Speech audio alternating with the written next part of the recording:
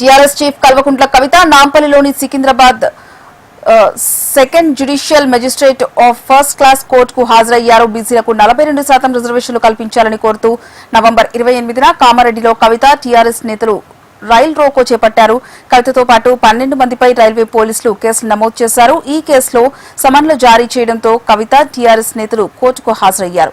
కాంగ్రెస్ ప్రభుత్వం కామారెడ్డి డిక్లరేషన్ పై మాట తప్పినందుకే రైల్ రోకో చేపట్టామని కవిత వెల్లడించారు. బీసీల రిజర్వేషన్ల సాధన కోసం నిరవధిక రైల్ రోకోలు కొనసాగుతాయన్నారు. ప్రధానం ఒకటండి, పోక్సో ఇస్ సీరియస్ కేసు.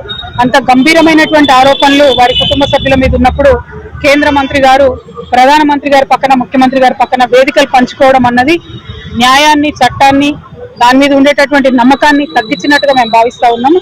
వారు వెళ్ళి ఉండకుండా ఉండాల్సింది మొదటిది.